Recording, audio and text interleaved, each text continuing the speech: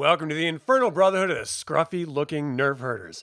This is a live streaming Star Wars podcast made by Star Wars fans for Star Wars fans. Now, of course, today I'm reviewing the coffee table book, I don't know, archive?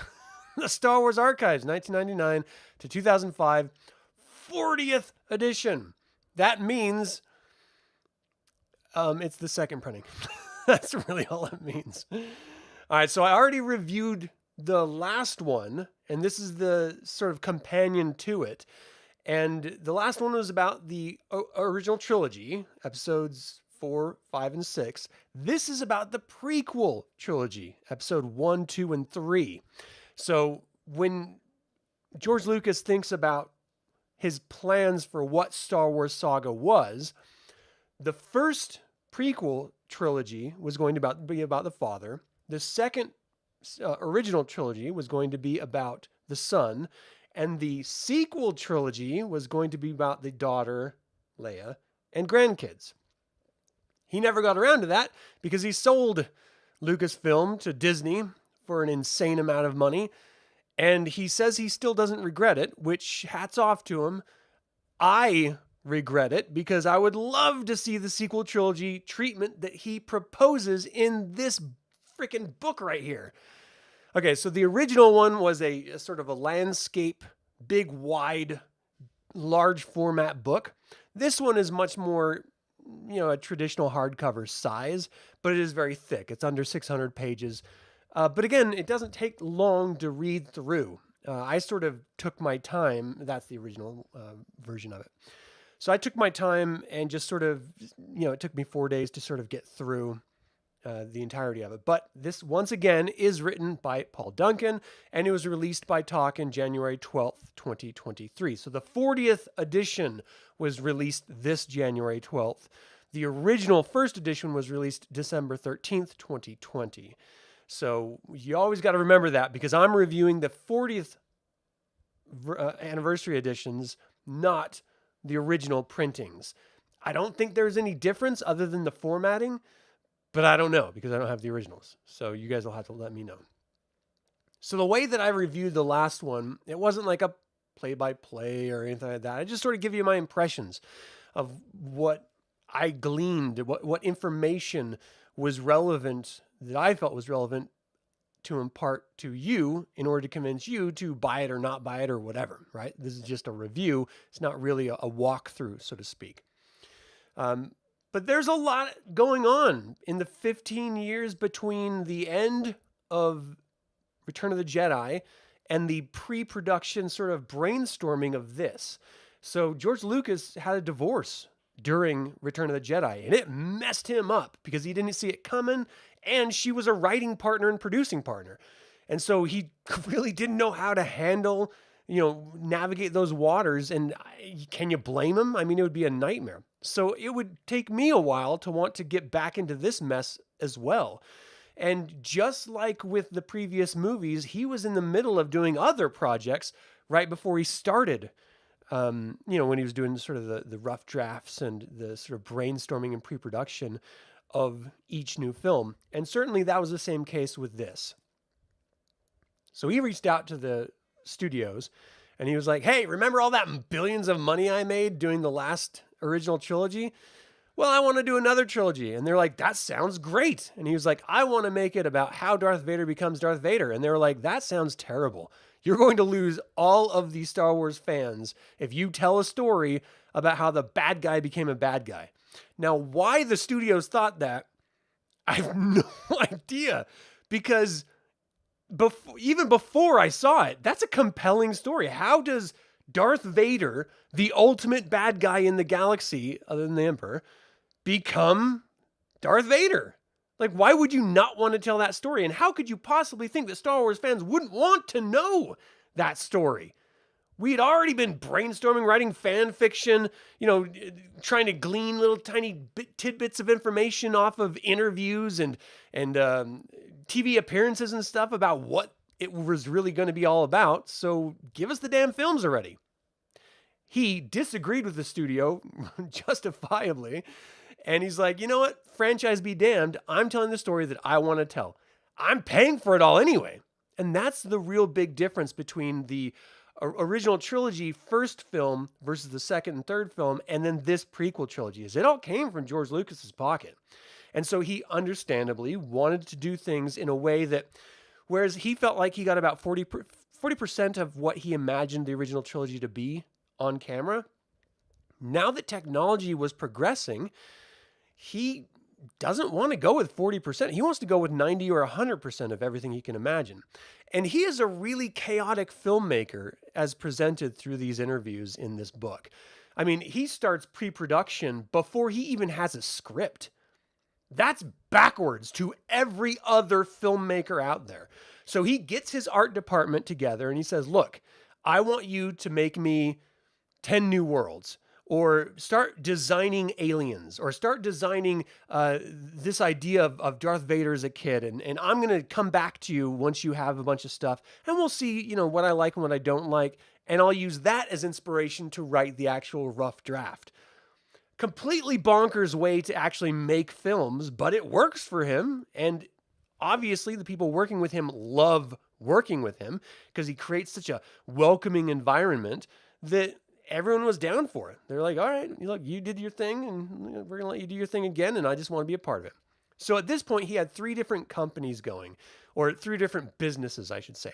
Lucasfilm, which was obviously the film division. LucasArts, which is sort of the branding division. There's like a whole gaming side of it and everything. He did a bunch of really great games back in the day. And then Lucas Digital, which included both Skywalker Sound and Industrial Light and Magic. So these took all of his time, ostensibly, and he had to pay for it all. And so they were actively working on other films for other directors and other studios while he was trying to manage this whole idea of starting up a whole new trilogy of Star Wars films. And so it's all just to say that he had a lot on his plate. And it's not like he was sitting around twiddling his thumbs. He's a family man. He loves kids. He writes all of his films for kids. And so it makes perfect sense that he would want to spend time between trilogies just raising his children. And I don't know enough about him personally because it doesn't really get into his personal life in this book. But it seems, I got the impression that he was like adopting kids too. I don't know if that's true or not, but it makes it sound like he has a whole bunch of kids all growing up at different ages. And since he was divorced and it took him a little while to remarry, I can only assume he got kids from somewhere, a cabbage patch. I don't know where they come from. I think a stork drops them off on your door or something. Pretty sure that's how I got my 2. But anyway, he started writing episode 1 in 1994. 1994. That's so much earlier than I, in my head, imagined that he was writing episode 1. Because I remember I was in high school, and right after high school, I was living in this shitty old house with a bunch of drug addicts and ne'er-do-wells. And we were playing the X-Wing video games and the TIE Fighter video games. Jedi Knight wasn't even out yet. And so we were playing the West End Games role-playing game. It's like a D6 role-playing game. And we were having a blast, and we were just talking all the time about Star Wars and speculating about what the new trilogy, if there is ever going to be a trilogy, because he was talking about doing not just a prequel, but also sequels way back when he was still producing Star Wars. I mean, Mark Hamill, I almost forgot his name. Mark Hamill was talking about it in interviews that Lucas had talked to him about doing stuff later on when he's older. He needs to wait until he ages into the role and then he'll do the next sequel trilogy. And this was way back when the original Star Wars was, being promoted and stuff. So he has been germinating on this stuff for a long time. Plus the novel lines, the role-playing game lines, the video game lines, and the comic books lines were going off the hook. They were expanding the universe with all of these different media formats. And so we all, pretty much guessed where this was going to go when he did do the prequel and then later did do the sequels, because it all had been suggested in all of the different media that he had to approve. And this is something that everyone else out there, whoever wants to create an IP, should be paying attention to. Lucasfilm, and George Lucas specifically, okayed everything. They had a story group that ran with different video games and different novels and different comic books and different video games and everything, making sure that the timeline and all of the action sequences and all the characters and all these different stories meshed together as well as could possibly be done. And they did it brilliantly for 40 years. So I don't know what the hell Disney has a problem with, and I certainly don't understand what other IPs have a problem with doing the same. It seems like if Lucas could have done it, everyone else should have been able to do it too. So when he started creating the prequel trilogy, he really started looking at, well, how can I possibly create what I want to create on screen? Because the technology simply doesn't exist. And this is the real strength of George Lucas.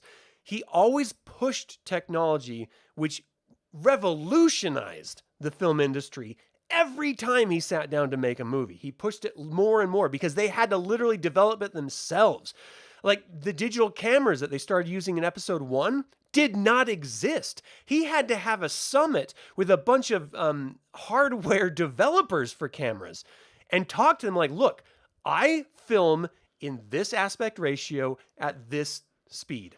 You need to develop me some cameras that are all digital, no more film, in order to do this. And it was all to cut costs because it's infinitely cheap. It's like saving $1 billion every time you make a film with all of the money savings you're making.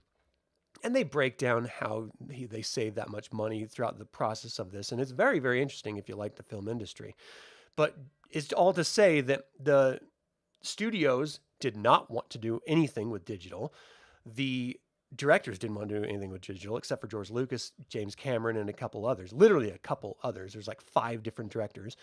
And the hardware manufacturers that were making the cameras didn't want to do digital. It hadn't been done before, and so they didn't really understand how they could do it. And so after having a bunch of summits with a bunch of directors and a bunch of studios and a bunch of hardware manufacturers, they finally gave him prototypes of digital cameras to use for episode 1. And again, there was no manuals. It was literally like duct tape and bubble gum to put these things together because they just never existed before. And he worked them over. And it worked. It ended up working out perfectly. He had to completely redesign. When I say he, I mean his team. He gets a lot of credit. And I mentioned this in the last review as well. But George Lucas deserves a lot of credit. But so does his team, the people behind him, because they're the ones doing the actual work of rewriting code of existing software to do what he wants, or spending the hours upon hours upon hours in the studio editing and re-editing and recreating software and stuff in order to get what he wants on screen for him. And it completely, once again, revolutionized the industry. It turned the corner on digital filmmaking and saves people tons of money. And ultimately now you can just use your phone. Well, it's plugged in. I tried to grab my phone to show you. You can just use your phone to make movies nowadays because of the technology that he insisted back in the 90s on creating.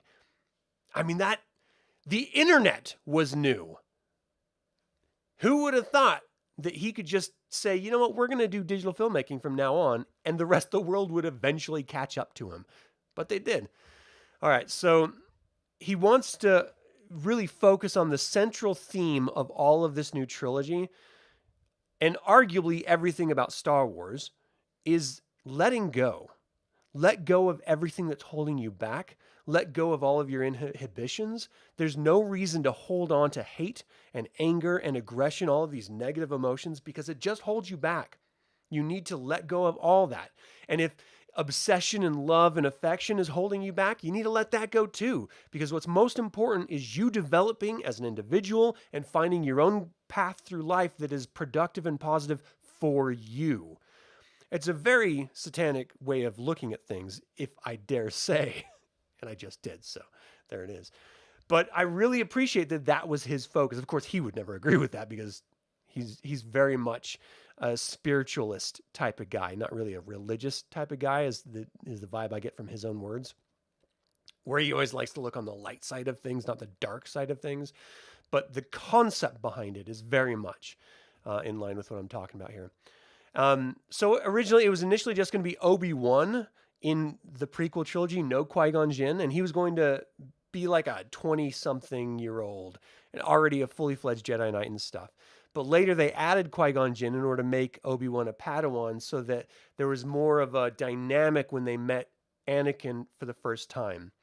They were worried that it would be a little bit too black and white and cut and dry like the original trilogy where, Obi-Wan Kenobi meets Luke. They didn't really want Obi-Wan Kenobi to meet Anakin and then champion Anakin the whole way. They wanted a little bit of vulnerability, maybe even a little bit of questioning with the character of Obi-Wan. But when you look at all that concept art that came out, it was all just with Obi-Wan Kenobi. It was really, really great. So anyway, they ended up changing it all, which makes perfect sense. Lucas tried to include air whales throughout all of the original trilogy. Especially like on Kashyyyk and stuff. He really wanted to have these flying air whales, and he could just never really work them into the script. I mean, he almost had it in Empire, and he almost had it in Return of the Jedi, but they ended up having to cut it for time and for development. And again, he wanted to include it in the prequels, and so he wanted to include it in Episode 1, couldn't quite do it, and he got it in Episode 2 when they were on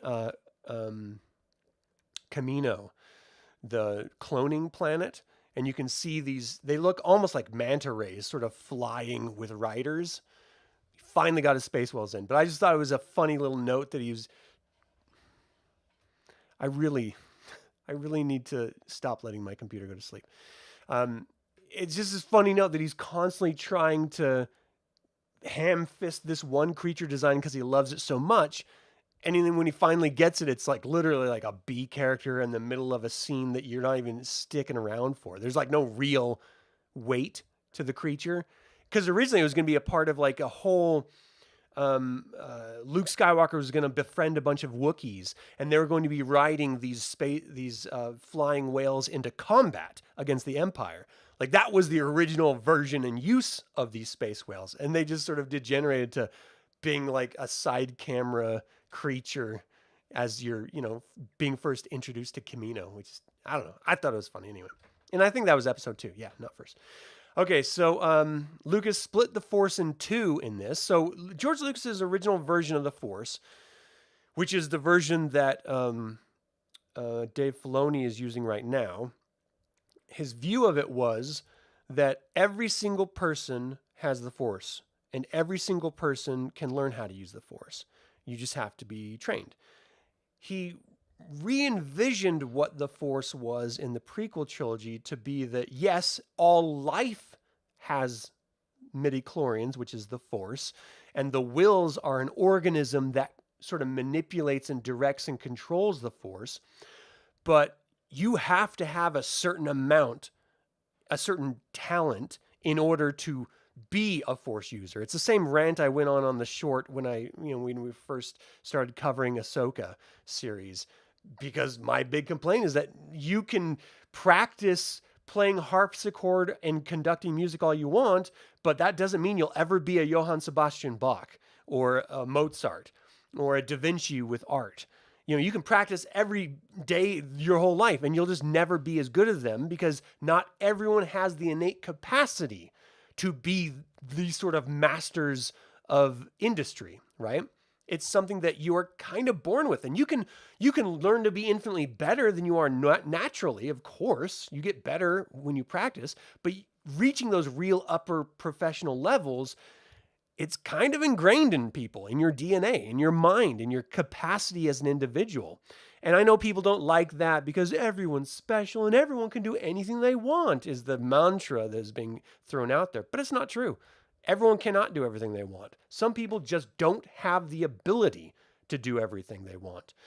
You just have to relegate yourself to trying and trying again. And if it's not working, then trying something else. That's just life. Sorry, people. So he saw that with the Force as well. That was his reimagined view of the Force. And then he split the Force in two with the cosmic Force and the personal Force.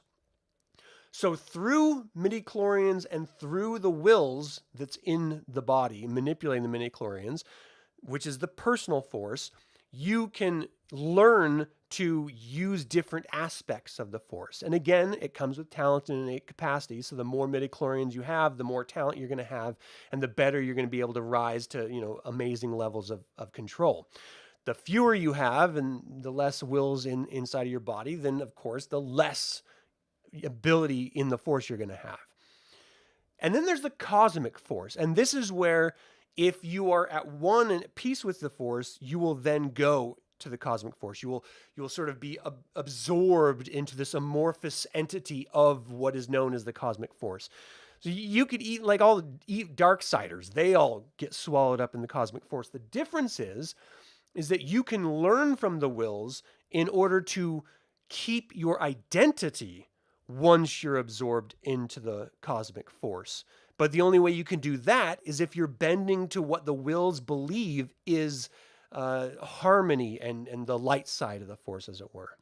So the Darksiders can't do it because they're all selfish, whereas the Lightsiders can do it because they're selfless. And so they're allowed to keep their identity. And then ultimately it was Qui-Gon Jinn that sort of cracked that code to try to manifest yourself as a ghost. And he taught it to Yoda once Yoda went into hiding in Dagobah. And then, of course, Yoda taught it to Obi-Wan Kenobi. So, and ultimately they all taught it to Anakin at the end of Jedi.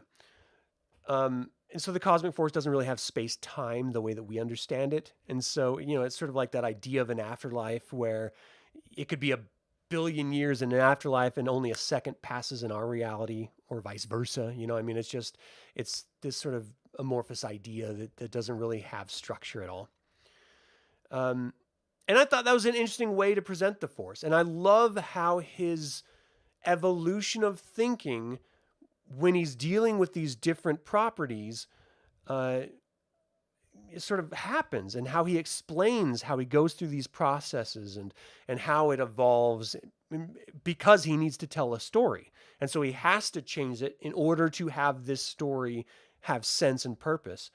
And ultimately, I don't know why we're regressing now with Disney taking over, and especially with Filoni, because Filoni is a student of Lucas. It seems like he would want to be in line with that, but for whatever reason, he's changing it up. And then he starts to talk about what the wills are. And this is the most sort of out there aspect of Star Wars. And he didn't include it because it required too much screen time in order to explain. And so the script, as he was writing it, it just got too convoluted and a little bit too wild and out there. And so he completely scrapped it. But the way he describes it in this book, which I think is great, is the wills are microscopic, single-celled life forms like amoeba or bacteria. The midichlorians are the only microscopic entities that can go into human cells. The wills feed on the Force. And so they have this symbiotic relationship together. And everything about Star Wars is symbiosis, right? We as individuals need all of the inner bacteria in our bodies, that we live in harmony and balance. The Force itself, if you can use and tap into the Force, you have to use it in a symbiotic way. It feeds into you. You project out of it in the best case scenarios if you're selfless and a light side user. And so it is this healthy symbiosis, sort of this organic, universal give and take.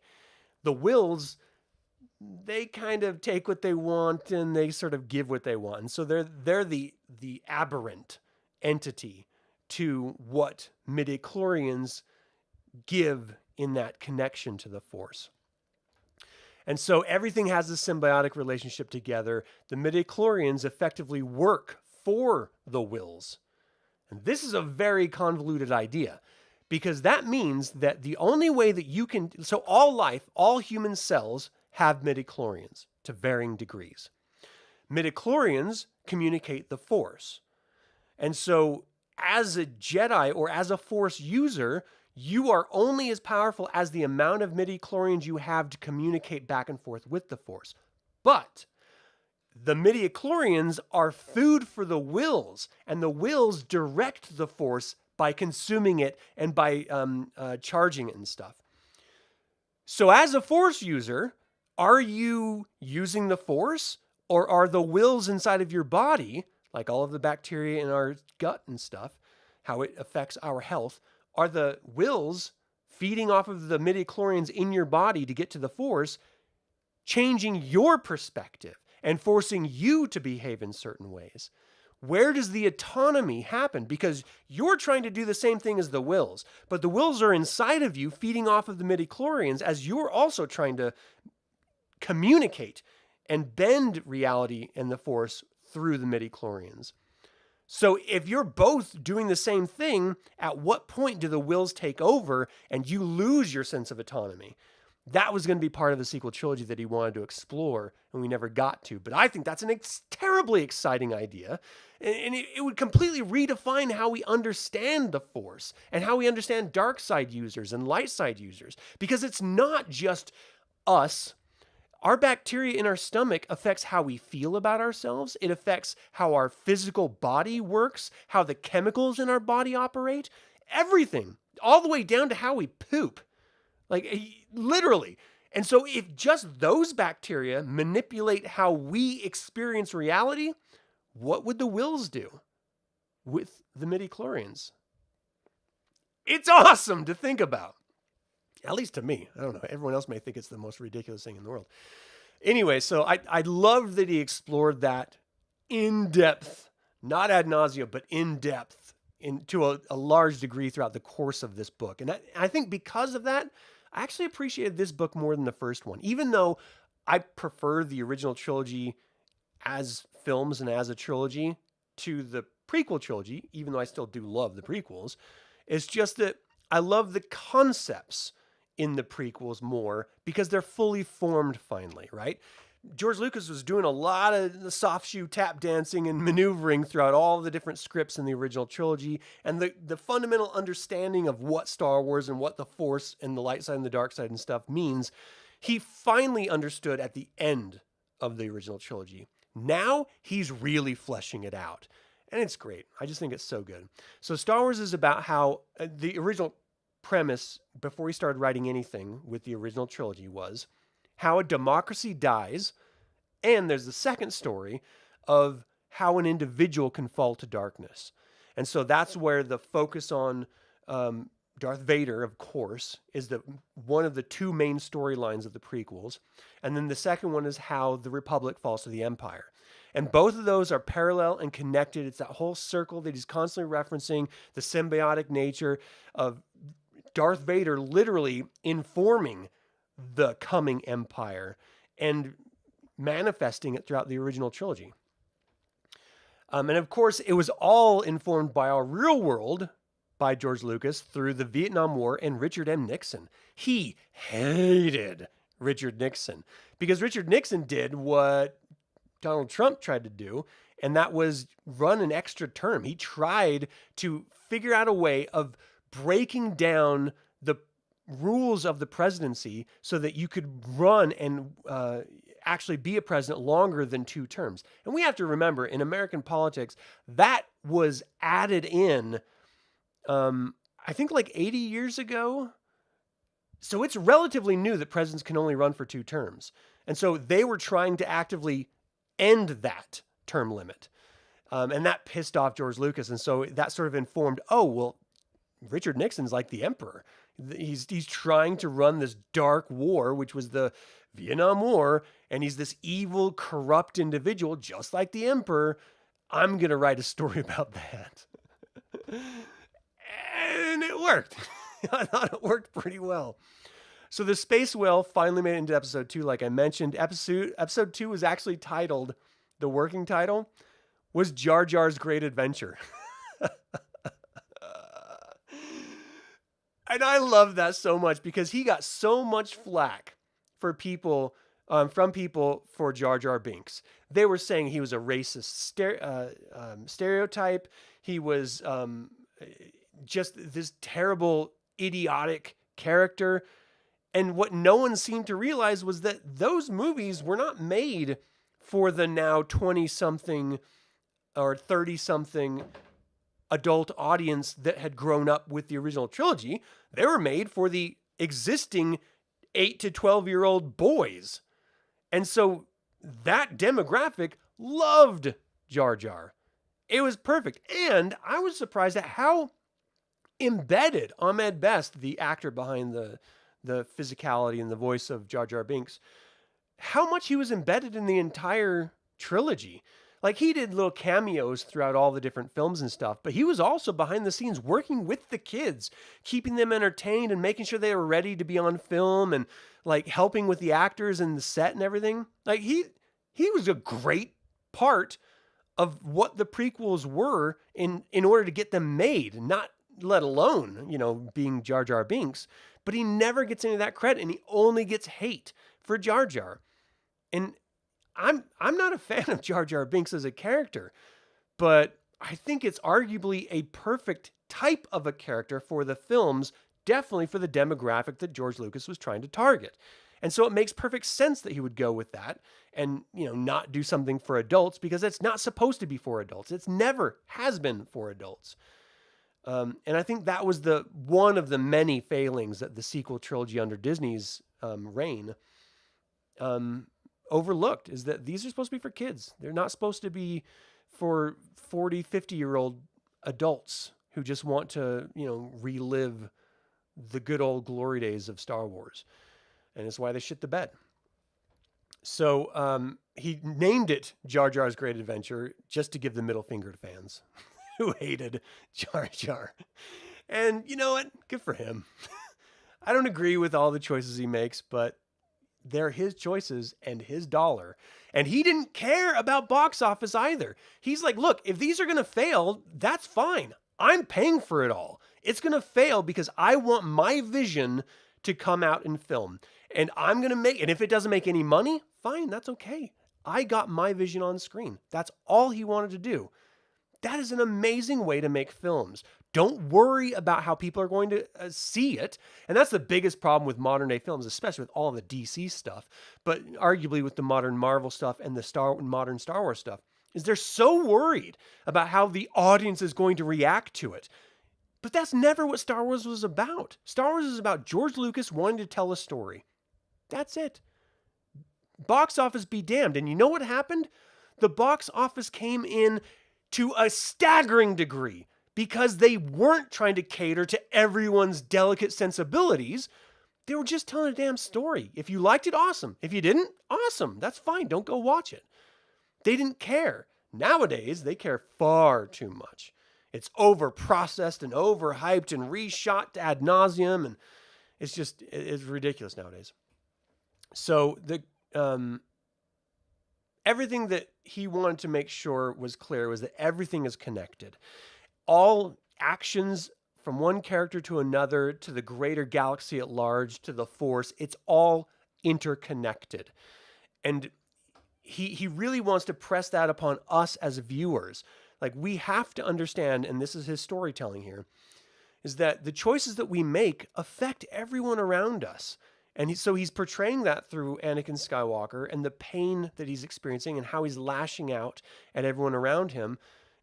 Like, he's telling a moralistic tale, just like the Grimm fairy tales, back in the day.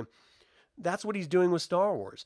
And he's trying to help people be better, live better lives, act in a more responsible way, not blame other people for your failings. And I think that's a beautiful message to send to kids and adults. I think arguably nowadays, more adults need to hear that. So I was also stunned by the fact that the Clone Wars only lasted 3 years. I knew that in the back of my head somewhere, but seeing it on the page and then thinking about the series and everything, and the two different series that were created for it, and how it's presented in the films, it's a very short period of time. Our real world wars go on 4 or 5 times that long. So, like, Afghanistan was like over 20 years or something. I mean, it's ridiculous. And 3 years? That's it? It just, I don't know, it seemed longer for some reason. One really interesting point that I thought about episode 3, Han Solo was going to be in it. A young Han Solo. Han Solo was going to be raised by Chewbacca on Kashyyyk, and he was going to be there with Yoda and fight with the Wookiees against the Empire. It flies in the face of the EU content that had existed at that time, but George Lucas wanted to tell a story about Han Solo, about how he lost his father. Chewbacca sort of took him under his wing and raised him. And he's kind of a little asshole, and he was a little scrapper, and he was just sort of messy and all over the place, who really wanted to share that, because when we get to see Han Solo, he's still a scrapper, but he's pretty put together. He screws up a lot, but he's incredibly lucky. And, you know, he always seems to come out on top somehow. And he wanted to see how that character developed into how we saw him. Ultimately, it was cut because they didn't have enough time and stuff. But I didn't know that at all. I had no idea Han Solo was going to be a part of it. And especially, I didn't know he was going to be raised by Chewbacca. I always thought it was a brotherhood between the two, where Han Solo saved Chewbacca, not Chewbacca raised Han Solo. But it just goes to show that when George Lucas is writing this stuff, yes, he has to approve all of the content that goes out there. So he did approve that, you know, he was in the Empire and he saved Chewbacca from execution, and then Chewbacca owed him a life debt, and they traveled together as friends after he sort of went AWOL from the Empire. That was the original approved story of Han Solo, I believe. And so if he has to change it to tell a new story, George Lucas isn't afraid of changing his own narrative and canon, which I don't happen to like. I like, if you're going to set it down in law, i.e. print, then leave it alone and leave it as that.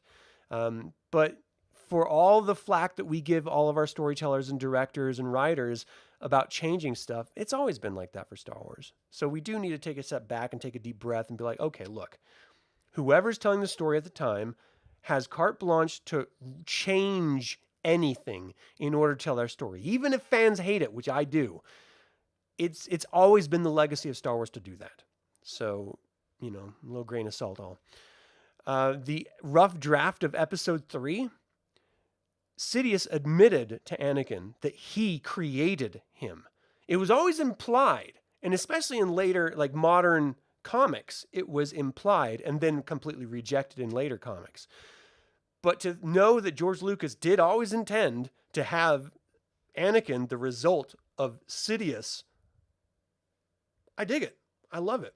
And that's why the Emperor was so freaking pissed, because Darth Vader was going to be more powerful than the Emperor because he had so many midichlorians. But once he lost both of his legs, one of his arms, and his hand, he no longer had the amount of midichlorians to have the amount of power that he once did. And so George Lucas describes it as now Darth Vader is like 20% weaker than the Emperor. And he could have been infinitely stronger. And that's why the Emperor was so excited about turning Luke Skywalker, because Luke Skywalker's like his dad. He's more powerful than the Emperor. Especially when he becomes a Grand Master. He's the most powerful Force user in the galaxy, full stop. That was always the plan. And that's why I love that confrontation so much, because the Emperor is not just trying to get Luke to turn on his dad. The Emperor is trying to get Luke to work for him. Like, he needs that power in order to keep the galaxy in line, because his father's not cutting it. He's weak. And, you know, it sort of mirrors that whole Anakin defeating Dooku in episode 2. No, that was episode 1. No, that was episode 2. Oh, shit. Now that was 3, actually. Yeah. When he saves him from the spaceship. Anyway, I just love that he's creating these little parallel experiences back and forth. Hey, Clinton, you're right. It is 3. I'm stumbling here. Just reading through the whole thing, it's like all rattling around in my head. All right, so Sifo Dyas, another little interesting note that I found here. Sifo Dyas was actually Sidious's apprentice before Darth Maul.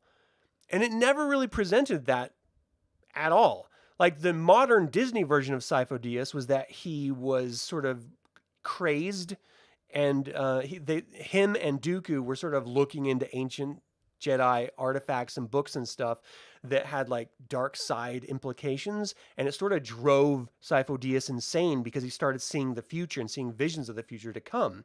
And so he started acting in the new canon, creating the clone troopers in order to prevent the Empire. But in the original version, Sifo Dyas was working for Sidious, and Sidious told him to get those troopers ordered. I just thought it was an interesting little tidbit that how Disney has completely changed a lot of what George Lucas originally intended and scripted out. So the sequel trilogy, this is the most important part. This is why I burned through this book, because I wanted to know what George Lucas's plans for the sequel trilogy were going to be. And they're outlined in this. It's all quick. It's all in like 2 paragraphs, but it's all completely outlined. And so the first film, once again, was about the father, Darth Vader, Anakin. The second film was about the son, Luke Skywalker. The third film was about the daughter, Princess Leia, and his grandchildren, of course, Jaina, Jason, and Anakin Solo. And then it would have been patterned after the Iraq War. And when we went into Iraq, a number of decades ago, we completely decimated the country and left this huge power vacuum. And so all of the war generals got together, they formed and joined ISIS, and they terrorized all of that region of the Middle East for a very long time. And they did horrible, horrible things. That was going to be what the sequel trilogy is about. And it was only going to be set 3 years after Return of the Jedi. So it was going to be Luke Skywalker in his prime, Princess Leia and Han Solo in their prime, and it was going to be them with their new infants and stuff. And it was going to be the generals and everything, just like the New Republic novels that came out and the comics that came out after, sort of like the Thrawn trilogy. It's going to be very much like that, where there's this power vacuum of the Empire. Criminal syndicates were going to be coming in, all under Darth Maul's control. He was going to bring Darth Maul back with that sort of spider or robot leg look, and he was going to be the sort of overseer of all of the criminal underworld, which picked up the power in the vacuum that the Empire left, and he was going to completely control everything. And he was going to have his apprentice, who was going to be called Darth Talon, this female apprentice, who was going to be the new version of a Vader. And so he was going to be basically like the Godfather type of character who ran the entire galaxy. And the New Republic was going to have to be fighting against him and all of the Imperial remnants and stuff under his control. And Leia was ultimately going to be trying to build the New Republic. She would ultimately be put in as the Supreme Chancellor at the very end of the trilogy. And it will be seen that she is, in fact, the chosen one. Which forces me to have the question, well, you've already, George Lucas, said over and over again that Anakin was the chosen one. So are there multiple chosen ones? Are there different versions of the prophecy of the chosen ones? And that's where this new chosen one comes from? Or I don't mind Leia being the chosen one, because I think she's a great character, but I want to understand what your understanding of the chosen one prophecy is. Because you present one thing and then you say another, and it's confusing to us, So I don't know how he's going to work that out in his mind, but it was interesting nonetheless. And I liked that it was only a few short years after the Return of the Jedi. Just like between Empire and Jedi, it was a few years. And between Star Wars, A New Hope, and Empire, it was a few years or a few months or something like that. So, we have these very, very large windows between films, but they're not as large as what the sequel trilogy did. And it would have been, in my opinion, an infinitely better story than the sequel trilogy is. So that kind of bums me out. And then he would have thrown in that midichlorian and the Wills side storyline, and god damn it, I want to see what that is. I am so interested to see his films, not Disney's. And that's not to say they haven't done some good stuff, because they have. But it's just not all good. They have a lot of stinkers under their belt. And that sucks. Because if we're going to have Star Wars, I just want it to be from the person who knows it, who created it, But ultimately, he said, look, after 40 years, I don't have it in me anymore. He had a new daughter with his wife that he would rather spend time raising than raising 3 films. And I can't fault him for that. Like, of course, family comes first 100% every single time, especially over a damn stupid story. But I'd still love to see it. I really would. So Disney, tap him and just do like an alternate universe or something like that. Let us see his films, for fuck's sake. God, I just want to see him so bad. All right. So ultimately, I would definitely recommend this one on par with the first book, the first archive book. Though this one kept me more interested because I really loved the follow into Darth Vader, and I really, Really love his deep dive into the lore of the Force and the Wills and all of that, and his sequel trilogy treatment. So it really, really worked for me. Thank you all so much for tuning in. Really appreciate your time and attention. We'd like to invite you to subscribe to this channel and ring the bell to get notified about upcoming videos. And don't forget to click the like button. We do have apparel with all of our logos and stuff like that on it. If you want scruffy looking Nerf herder t-shirts and stuff, they're all premium tees, so they cost a little bit more, but they fit your body wonderfully. They're very comfortable, and the designs kick ass. So go check out the store. The link is in the description below. Do yourself a favor and look great while you're enjoying Star Wars, or bitching about it as I do. Until the Infernal Brotherhood convenes again, my fellow scruffy looking Nerf herders, may the Force be with you.